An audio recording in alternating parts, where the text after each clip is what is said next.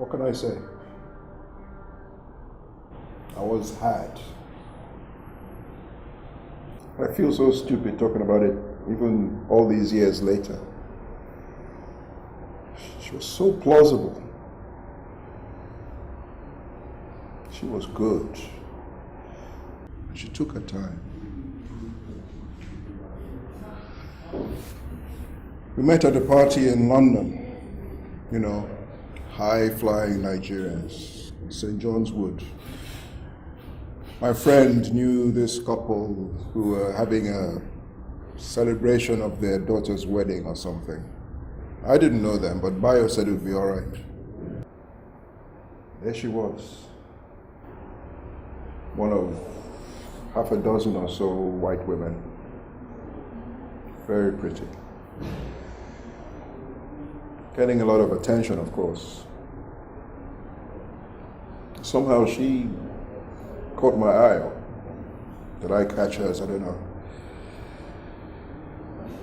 Then after quite a while, she walks up to me and just like that, and she says, "Hi, I'm Shirley. I think I know who you are. It's Tunde, right?" Bloody amazing. You know how she did that?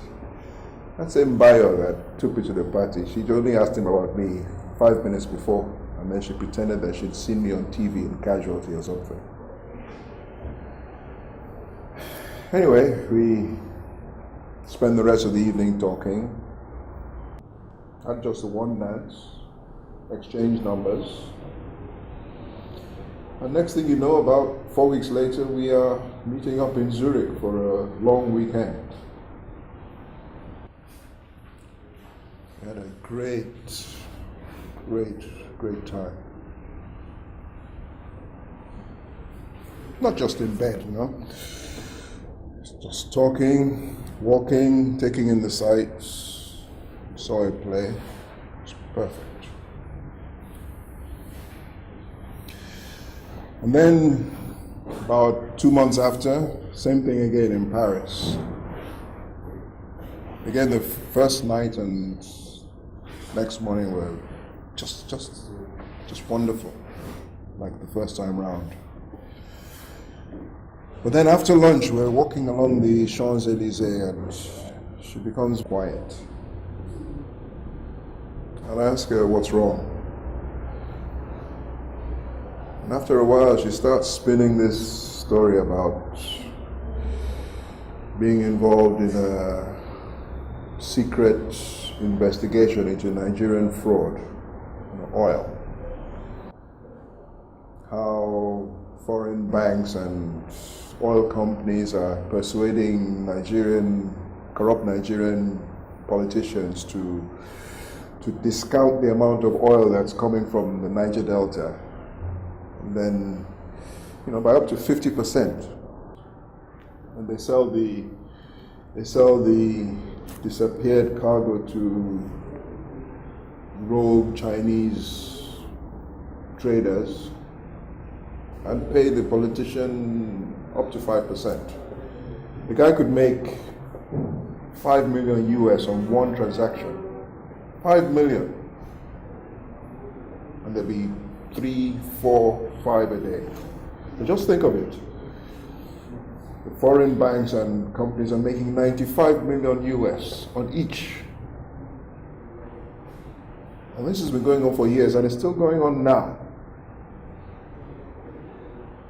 Anyway, cut a long story short, she persuades me to be involved in a sting, set myself up with all these people to pretend to be a corrupt banker in London.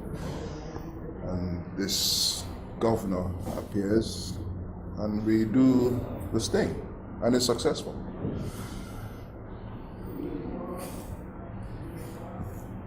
The only problem is they arrest me too. Can you imagine? They arrest me too.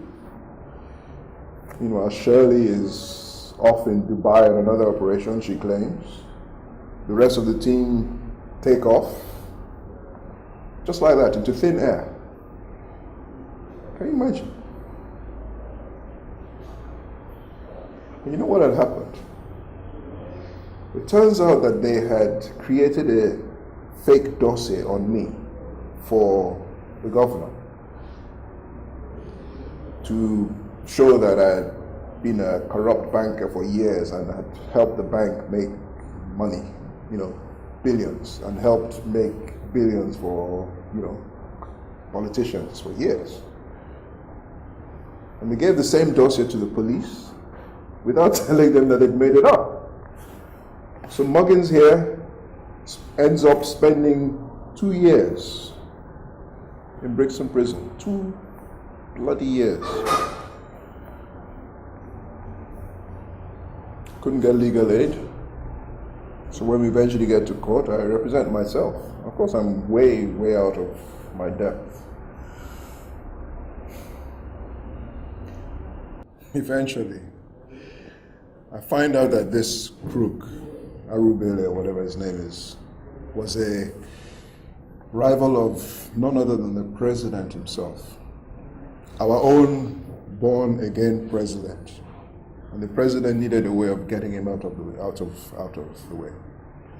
And so he hires Shirley to organize this thing. And Muggins here is part of the process. A necessary but expendable casualty, collateral damage.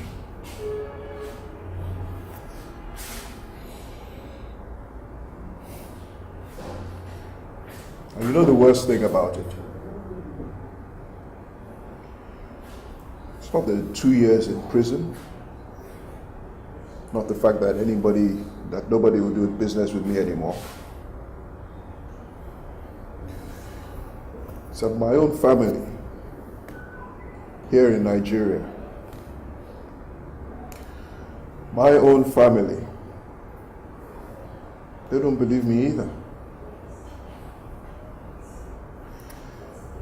And that came home to me when my fiance, my ex-fiance, said to me something that everybody else is saying behind my back. There's no smoke without fire. It's my fault. If I couldn't keep my own bloody dick in my pants for just 1 year, why should she believe me on anything else? You know what? That's it. I don't know, and to be frank, I don't care whether you believe it either. Just want